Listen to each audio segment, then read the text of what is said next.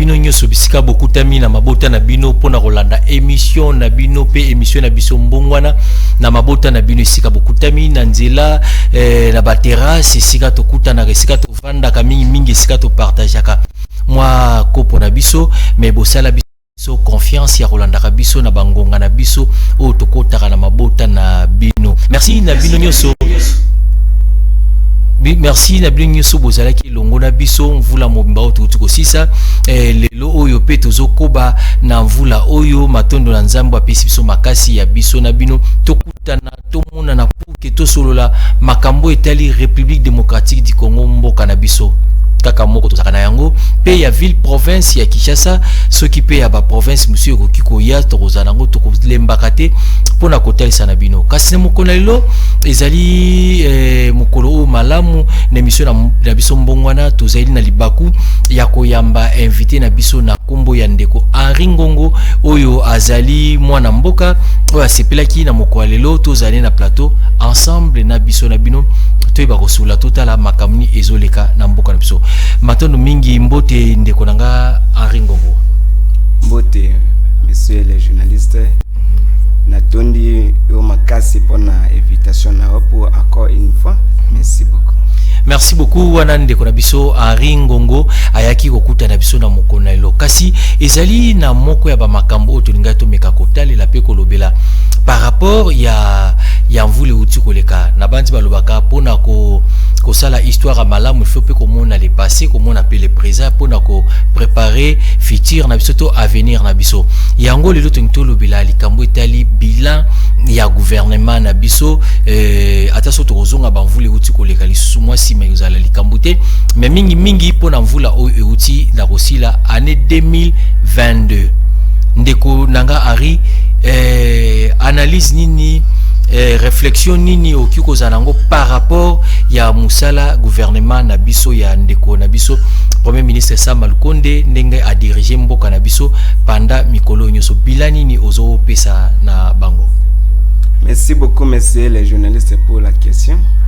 Mais avant que je ne commence, je vais d'abord commencer à présenter mes meilleurs vœux en tous les Congolais qui nous écoutent de près et de loin. Et bonne année 2023.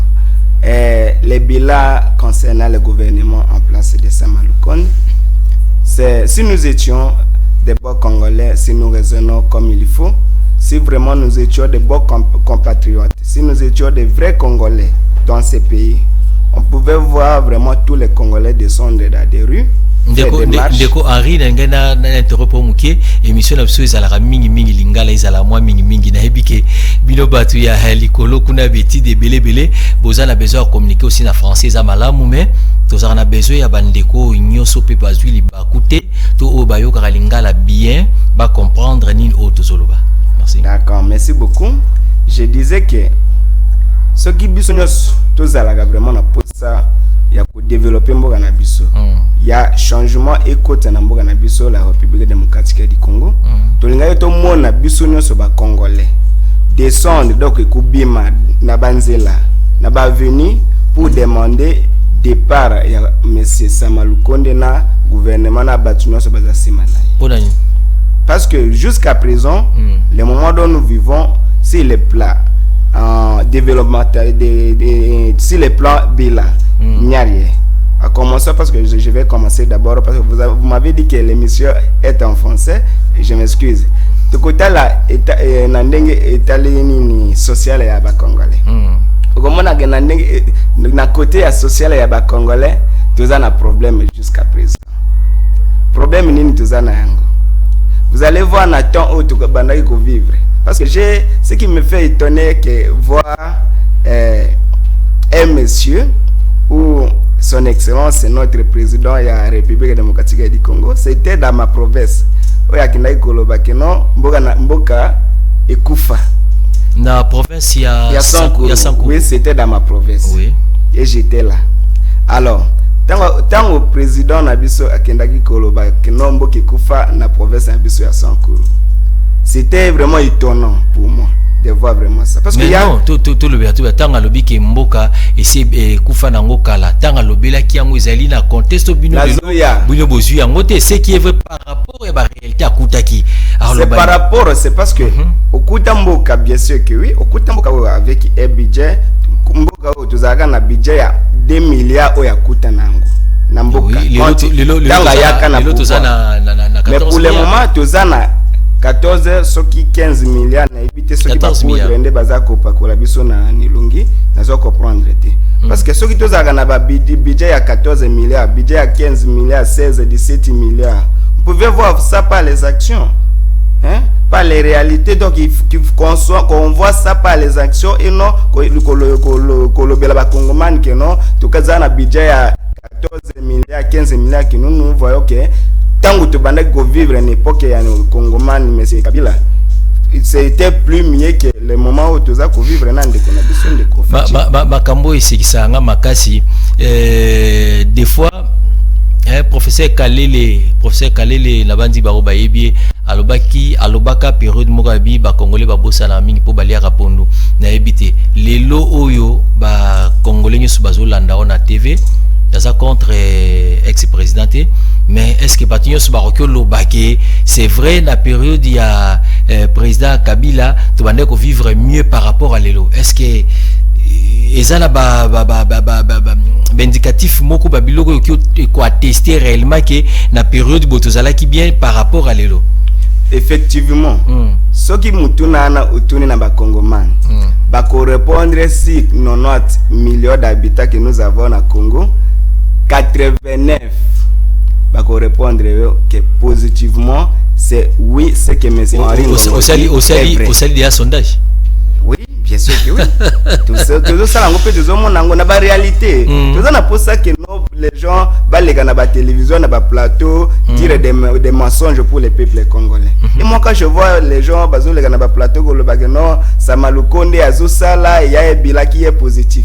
Donc moi je peux dire que non, c'est une façon de se moquer contre les peuples congolais. Mais Toloba, naébité, est-ce que Congolais sont en opposition par exemple, ayoka aka Solamabe, ils ont avancé moi te bon naébité bilan naie aux hommes nango soit ils mitigé bien ils qui ndengenini par rapport y a ba promesse à salaki batu ou bien par rapport y a ba mbongo ils ont à disposition naie azoko ko réaliser on te ils ont les locaux y a malamu gouvernement Samalukonde a sali izate.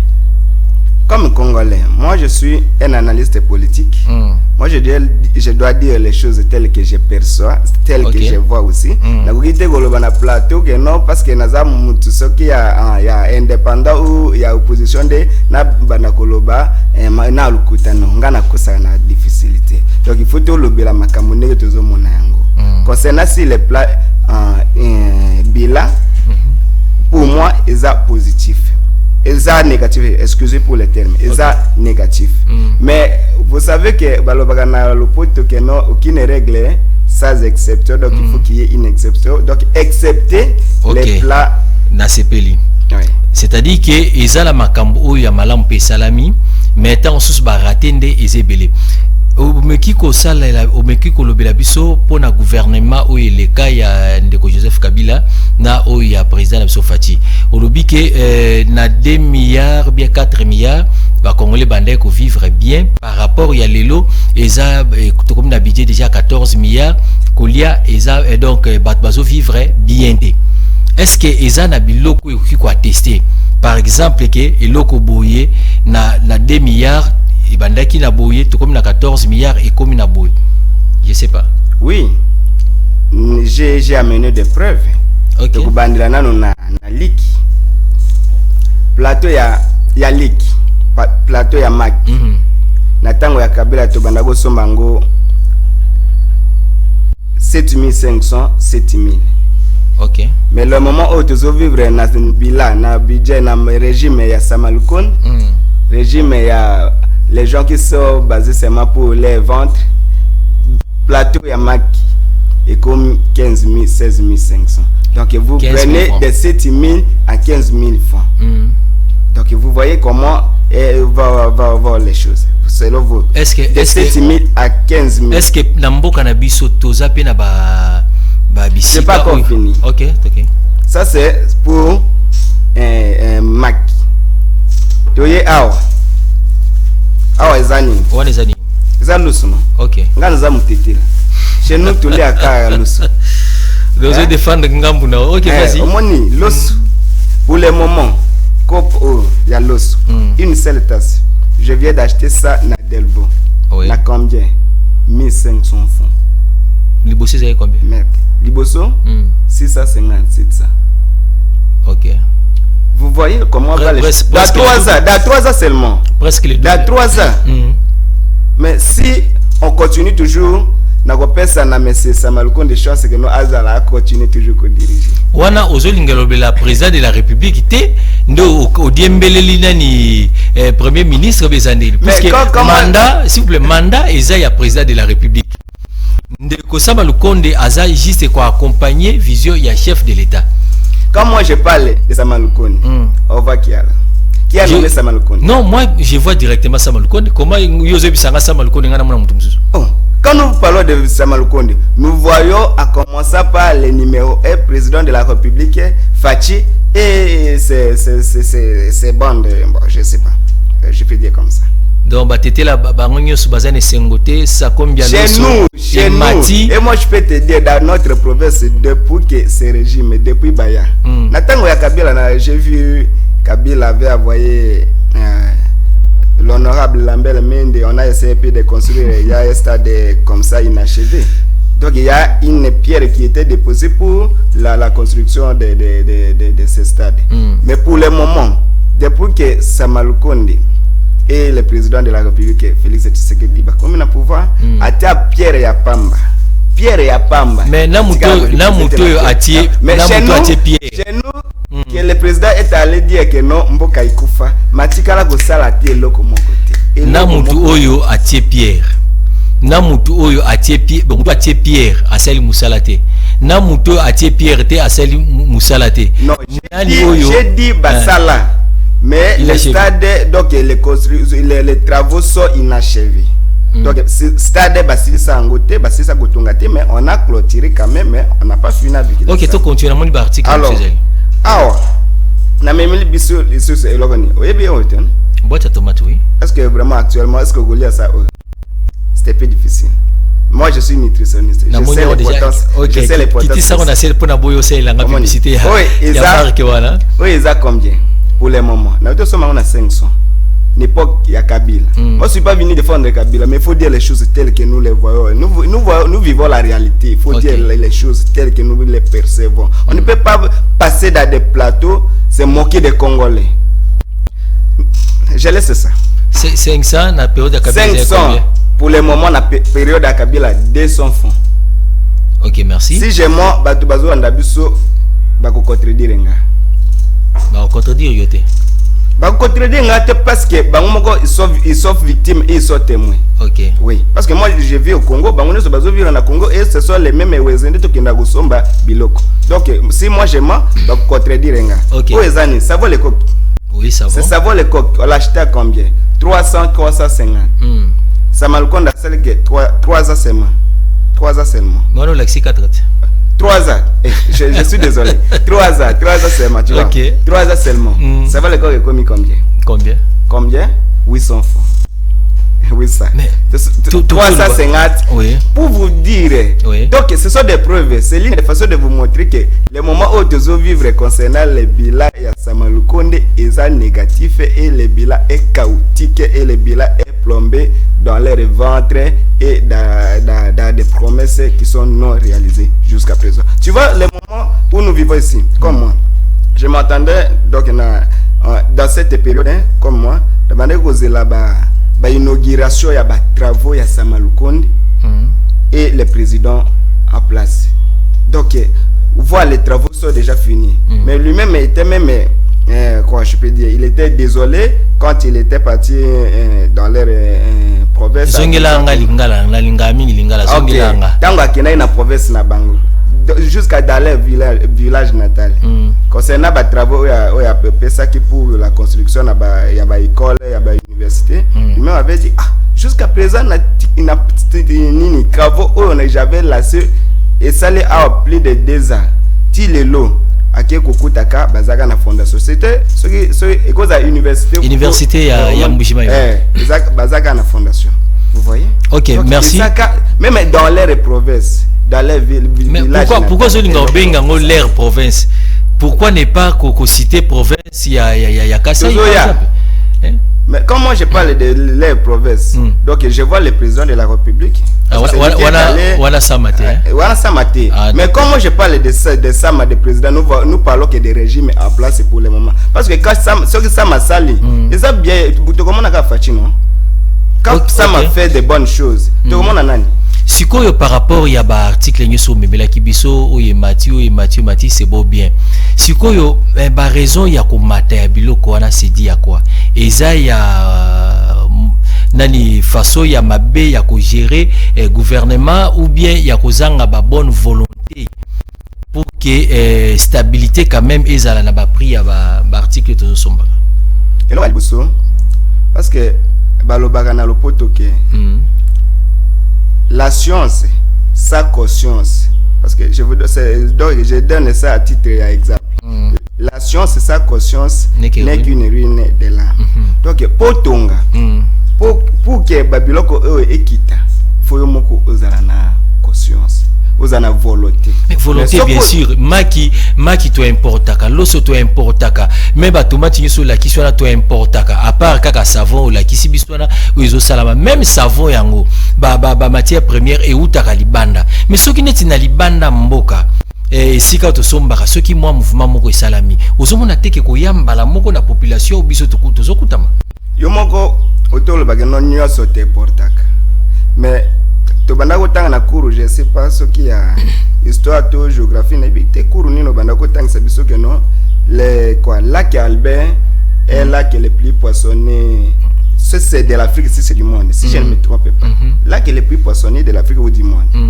Mais tout ce que nous mangeons, biloko bambi c'est ba poisson to liak et utaka wapi. Au moins que ça moi qui a volonté, pourquoi?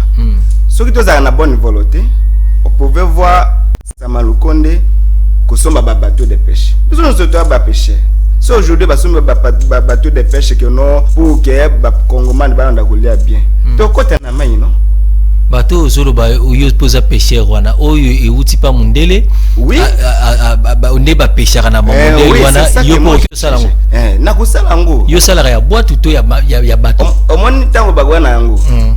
Il y aura une séance. Bagoti na biso na formation non. To kende ba former biso ya grave pesate. Parce que ngamo na za pêcher. Donc ya grave pesate ba ko lakisa biso ndenge nini ya utiliser ba matériel wana et puis to ko kende liboso pour que ba kongomane pa ya ba poisson ya kaya biso ya awa na Congo, awa na ba fleuve na ba lac na biso. Est-ce que na mboko ya biso possibilité ezalité par exemple ya rozala na ba bilanga oyo qui ko permettre population à vivre bien au lieu tant sous regard ezara toujours libanda ya mboka ba kondu ya mboko bazolanda biso sikoyo nini okuyebisa bango pour que les lotos moins stabilité na makambo te bloka rolia puisque moi hausse des prix par rapport ya statistique no pesi nous constatons réellement que biloko ezokende na komata même si le lobo biloko ezokende na komata. Est-ce que ça na piste de solution moko oyo ki ko proposer na bande ko na biso oyo ki permettre que bango pe ba ko landa to salelika maele wana pour que to maintenir quand même ba prix na biso ba piste ezebele ba mécanisme oyo to koki ko salela ezebele pour que biloko ekita soit ba kongomane ba banda kozala na biloko en abondance ya kolia ya liboso esenga nano na bakonzi na biso bazana na bonne volonté. Bazana na bonne volonté. Pourquoi nous avons la bonne volonté? Parce que exactement, je me suis écarté de la question non, mais je voudrais juste vous montrer quelque chose. Vous allez voir ministre Ayebi ke bureau na efongomaka 10 heures. A vendre nanda chez lui na ebiti là où il sera. Il va quitter la maison à Rolongwanda on c'est 9h30 minutes. À longuer chez lui, à continuer à salenini. À cause ça cynique. À cause de ça cynique. Ça cynique ana soko zo bande normal na atande nini ata au mona ka bambolombolo na ebabimi. Donc, ça ne va pas. Mais si nous étions dirigés par Batumoko, basé na bonne volonté, il y a pas Congoman. Pourquoi quitter la maison à 9h30 alors qu'au bureau na ofunga à 10h? Pourquoi quitter la maison à 10h? Alors, bah mécanisme, comme moi je viens de le souligner, c'est concernant Kosomba bateau de pêche. Ce que le gouvernement en place de Samalukonde na balien nae na bande nae o bazasim batu na bazasima nae so ba sombi ba bateau de pêche. Ba tcheli biso na ba lac na ba fleuve o kaka. Et que peut sa solution déjà côté effectivement poisson. Et côté poisson ba congolais ba gozana poisson en abondance c'est peut te coller et ko kita et ko kita pe au cerveau. Et ça ndenge mo pe pour na net pour na sala lelo. Deuxième mécanisme. Il faut batika kuiba. Bamtika vraiment kuiba. Ba détournement to lembi na mboka o. Ba yibi susu nini? Ba détournement to lembi na mboka o.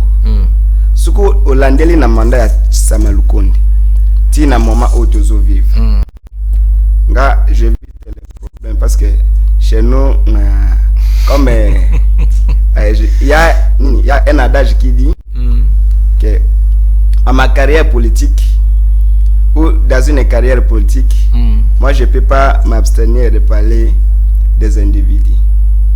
Parce que les individus parlent que des individus, alors que moi je voudrais parler pour les idées. Bah idée ils ont ça que bouger ba montagne et bouger ba ligne. Mais ceux qui parlent pour les événements, ce sont des gens comme nous.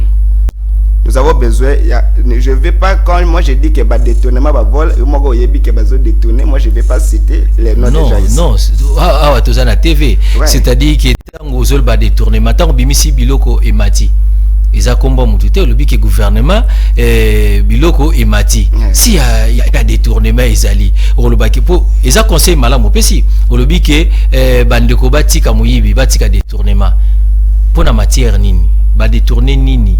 Et là on y est l'équipe parce que biso doté mais la rabanti valeur to beta c'était pour na rolobaki muyibi phototika mais to ko beta c'était la likambo biso to yebité alors aliboso programme ya Chileje oui ya mibali na ebité ceux qui si vous vous rappelez na libanga o bakendaki ko kolona kuna na banana pour la construction ya port oyezo les liés balona ki libanga c'est pour la construction non donc tant que vous bakay olona libanga pour bakena osani OK bakena olona balona libanga pour que les travaux commencent oui mais jusqu'à présent mbonge bima ba travaux au jour ni no mona la télévision awa yo oza déjà oza journaliste de qui mène les recherches pour que ba kongomana baza rokora jour ni no mona que non ba travaux ya po na ibandi.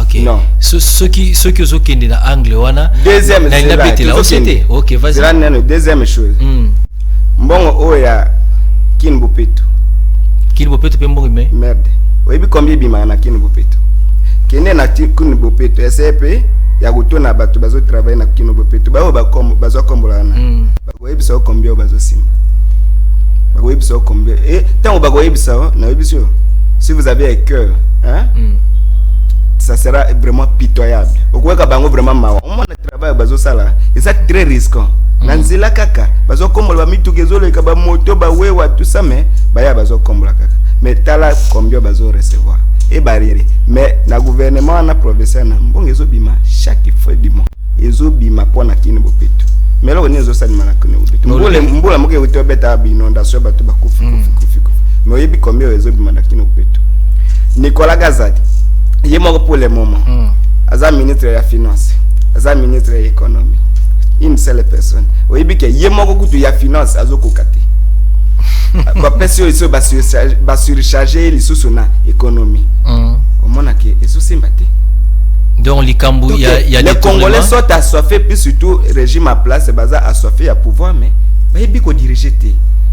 Merci beaucoup Ndekonanga Henri par rapport déjà à Bamakambo Tali Bamisala au Bambongo Bima tomona Pepe Mboso a telemi à lobby ke misala par exemple na nzela o ezo kende malweka ke mbongo se bima ça fait 2 ans passé basi bazongela ki misala vraiment bandeko bo meka koleka kuna bomona musala ezo salama misala musala sama na brouette na ebité mande ko si la bongo misala pesilité biloko wana ezo sala malamu penza te eza mbongo o ezo bima pona population quand même gouvernement population et se retrouver na kati misala o mokonza mboka o sala lelo oyo to ibandoloba makaka mokonza mbo pona to la bonne volonté quelque part les chefs de l'État quand même a manifesté ba volonté belé au beti ba projet à Tilengelou ce sont déjà ils a ba volonté financer et le connaît ya bongo entre guillemets en attendant tous la justice à prouver réellement qu'ici il y a eu détournement ou pas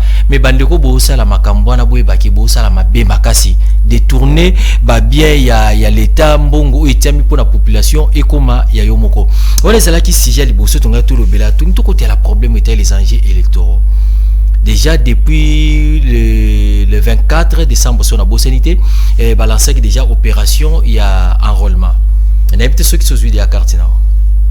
Jusqu'à présent, on a noté, mais avant de côté la question, je voudrais d'abord moi concernant Bila parce que quand on longo ipen, pour na comme na chaîne bino na futi na mutuka. Na mutuka pas na moto parce que ba moteur ande bazaka cher na moto na futi 3000 francs kolonga ipen érosion oui mais il y a des gens bazolega na plateau na ba télévision pour na goloba que mandat ya Samalukonde est positif alors que kolonga ipen ti awa na futi 3000 francs na ebité ceux qui ba cause na biso ceux baza na simplicité logo ba mekana ko sala ngo un jour c'est le gola uza mukosité obimi chez toi les matins comme ça pour que tu n'arrêtes aux transport aux vraiment transport côté na taxi na bus ti na bureau na atala combien o ya ko dépasser na ti na bureau na to yebi bilongi la bango e ko sala passe non parfois ko lata ba cachine ba chapeau comme ça donc il y a des façons nombreuses pour se cacher parce que pe ba ko yeba été ko ki pe ko sala ngo akomina pe asali aller retour il va voir combien o ya ko dépasser na ba tumususu bazo bango moko bazo foot ma soki $150 soki $100 pe na ba transport o ba foot chaque jour. Oui. Mais au Koyeb Sabiso que bien les positif et pas chez moi. Koura et Yaka na quartier Congo là où j'habite. Koura et Yaka Ernini 23h et kenda 4h na quartier Congo place ngana Vandi. Koura et Yaka 3h et kenda 4h. OK. Mai depuis na vanda na quartier Congo Tilelo na ebakate soki mai ya robinet to ya région des eaux existe. Ce qui bana quartier Congo baebi que mai ya régie des autos ya robinet zalaka mais kuna ba célèbre du Japon où ils ont mis déjà na Selembao tu y a na deuxième sujet par rapport ya ngonga na biso la bandi tu na mono ndire ozana na za mutinyo sacré donc ngala bandi poser la question non ngala za on ndire ozo défendre nyo sacré makasi non ko défendre na ebité tozo lobela. N'est-ce pas tout le monde qui va image chef de l'État pour la toute première fois tout le monde a mukonzi a kati sili ko ali baya na Kinshasa pour que alande la misala ningi salama pour la première fois oui. Mais Kabila nanzela na ya bango ya ezaka côté ya Kasai kuna so la nena bimage au moins na place moko Kabila bima na mutuka na ba gojo mituka nyose koma nini ya kusani ya kutindika. Non, la comparaison pour la toute première fois à Kinshasa. Ok, merci beaucoup. Merci pour le rappel. Okay. Les enjeux électoraux. Natuna question est-ce que aussi aux carte d'électeur non? Jusqu'à présent, on a une carte. Voilà. Vous voulez quelque chose et son contraire à la fois. Aux yeux en côté point. Aux yeux en côté parce que nga na mataki pen chaque jour. Mais le moment où tu vivre, le moment où il y a que ce que salité. Ogoliate. Oui. Naza obligé tongo na mata ipen. Pourquoi nazonga? Mais pour na besoin carte d'électeur, ils ont posé problème makas. Problème à liboso. Ce que OK, vous avez posé aux carte d'électeur au commissariat nous combo. OK. Pe ba web OK, yaka lobby. Mais yaka lobby cela veut dire c'est là où les problèmes. Il y a qu'à lobby pourquoi parce que déjà tout ça comme wana. C'est là où les Tozana Bapesi Biso dirait au moins il y a un mois déjà dans le 24 janvier sauf modification normalement opération et enrôlement il faut ici là. OK les lobabi ozonga lobby. Nazo comprendre c'est la question dont comme journaliste comme je suis dans votre plateau vous allez essayer vous allez essayer de parler avec les organismes de la CENI pour que bango ba pesa ba opinion ba argument et loko nizo sala ke mutu fa comme ça comme lelo pour akozwa carte lobby alors que biso ba travailler ne to genda misala ba copie na biso comme ça le matin il faut qu'il n'ait pas comme ça combo pour que lelo sa journée à lelo kete lobby pay il faut vendre la sous. Qu'est-ce qui se passe au juste parce que et en plus là na so kende OK alors so vous na posa kozwa carte lelo donc lamba lelo boka lelo lia lelo cela veut dire quoi donc il faut kofina il faut que ça la boye hein vraiment makambo biso to lekisa rangote il faut que ça la boye vraiment na bande ko nyoso aza congolais ça va bande ko nyoso baza ba congolais aussi ba kei ba kutemi na ba makambo boye o nazoyoka parce que ngana na moni yangote ceux qui beaucoup ti yango il faut que dénoncer voilà pourquoi mbongo nezala kala pour tout telemela yango tozo kendo na ba agent wana baza payé na mbongo ya l'état ils ne peuvent pas exiger bon quelles sont les raisons ils ont ça là qui banda ko exiger mbongo parce que batoizo le kebele ou bien il y a un autre problème. Oui effectivement ça mon côté le bas ça bato balike bele parce que comme on a un centre moko soit na centre bazana une machine. OK mais centre wana azaso qui je peux te dire que à cause na 500 000 habitants pour na bato bazaka zinga wana 500 000 c'est pas trop. Oh moi je te dis prenons cas quartier Kongo na zovandela okuta vraiment na tongo faut beaucoup tana no soki molongo na molongo na so po ba koma puko comme ça kombo ya pamba faut ko tana molongo ngo petit à petit jusqu'à ce que mais avec les top bango moko balancer que non c'est pour un mois na sanza moko mais pour un mois là comme ça kombo le logo za carte lobby tala popula effectif au toza nango na Congo ata na quartier Congo est-ce que vraiment iko simba vraiment isa moi makambo isa moi kokoso o isa belema moko isa aussi vrai o isa na ba centre na biso isika bande bazo ki ko s'enrôler isika tozo ki ko s'enrôler tozo kuta na difficulté o kuta na kati ya centre munene isa tension na machine moko bien des machines et ça pose problème de ça là que moi mulongo isa la mo belé tala siko makambo ya rondi banzo mema likambo kanyaka corruption. Il faut que foute attention aux policiers pour qu'elle qui sayo au kende ozo mwamba mbang sikoyo babola oyo bazaka na mbongo to bien bato baboya corruption barosuka wapi aussi par rapport à qualité à image il semblerait que ezapeka bien te poto moni bato bele bazo déclarant. Bon nous avons essayé peu avoir vraiment carte nenge photo ba image nenge eza kobima malgré togolia ba photo te togolia ba image te mais ça identité non eza identité nanga mais na carte de lecteur donc moi ce que je vois peu que eza rôle nanga eza pour na enrôlement hein ce que ça rôler voter ou voter ce qui identification sur ce cause-là ou récemment c'est là où nous aurions des bonnes cartes pour les peuples congolais mais carte de moi je vis nani na Mbandaka je vis un blanc est allé s'enrôler est-ce que ça congolais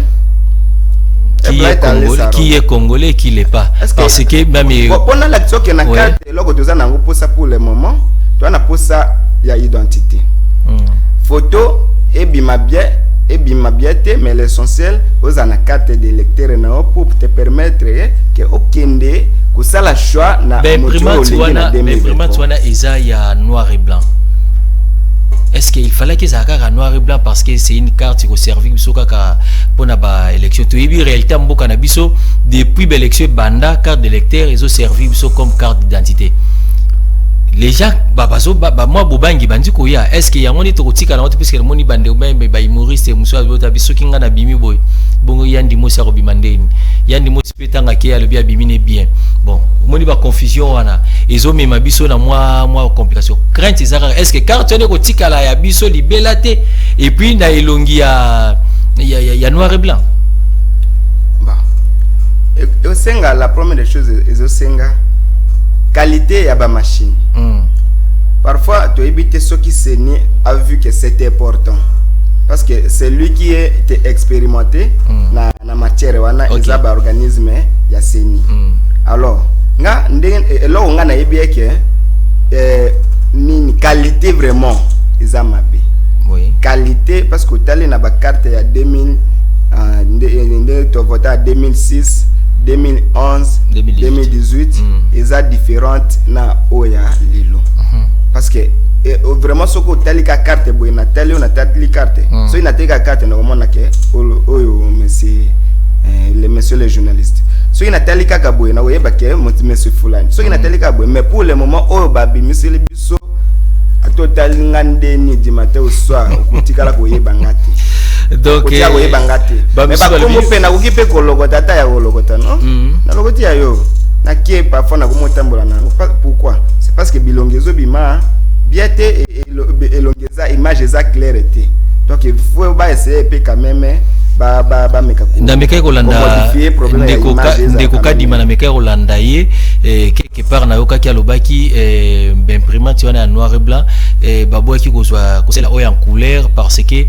nani enga singa mwa mbongo ebele pona ko za bajar ya ba imprimante wana mutu na ngasi ko izaboy ba imprimante onyoso to salela na ba élection nyoso na senyeza rasoki bosisi enrôlement élection sili mutu mutazi machine ya kena ona ndaku ou bien zaleka formule mususu pe ya koluka pour que mutu pa bimisa mo eloko na ye pour que ye pa baneni akoki se retrouver. Mon problème de zanango na Congo, nous sommes face à des gens qui ont la prétention. Mais baloba non, la prétention est la loi du ciel. OK. Mais la tendance à la prétention, c'est la loi de la terre. Donc tant que mutu azobimal na ba plateau azoloba na ba journaux que non, il y aura élection en 2023, faut s'assumer. Faut pas venir se plaindre que non et ba qualité o yesengela qui ezaki cher ende to ka yosomba te. Mais pour nani organiser les élections. Et en plus de ça, pour nani na quoi précipiter les choses. Il fallait tout les cas sur la glissement et puis les choses. Yangwana na lobi précipiter les choses donc il faut préparer les choses dorénavant. Donc avec donc tu vois un gouvernement quand on parle de gouverner c'est prévoir. Un gouvernement ne peut pas se plaindre comme le président de la CENI se plaît pour dire que non bon exact pour na kosomba ba machine à bonne qualité. Un gouvernement ne se plaît pas. Il faut prévenir les choses pour que moment et les choses là passent dans de bonnes conditions que pour que vous ne venez pas se plaindre en disant que vous manquez le gouvernement place ne manque pas l'argent. Donc on va que se prétendre que bazana tozana budget ya 14 milliards o bango moko ba yebio batiaka na ba mituka na bango na bandako na bango. Biso de budget na te yoka kaka budget 14 milliards. Mais pourquoi avec budget 15 milliards 16 milliards, 14 milliards. Vous avez bon ya kosomba machine ya bien et zati pourquoi? Est-ce que na congolais nyoso bazana mabota na bango o nan ba s'enrôler puisque finalité est to kendeka na maponami. Le quoi to kena ba élection. Population bazotala yo. Ozo bisa bangonini. Il faut pas que ko s'enrôler. Ceux qui bazaro que s'enrôler c'est pourquoi et ceux qui faut pas que ko s'enrôler raison pe kozani. Effectivement, il faut tout Congolais à qui nous s'enrôler. OK. Et je motive et je demande à tout Congolais, peu importe la qualité de la carte, peu importe la qualité, bah image, mais ce qui est important que aux la carte na identité na c'est ce qui est important. Ok, au s'enrôler, il y aura élection à 2023. Ce qui est élection aux 2023, te obimananzela, pe na yebi que élection aux en 2023. À ta qualité zamabe, de bazo diriger on a besoin que la carte est comme il faut, comme toutes les cartes.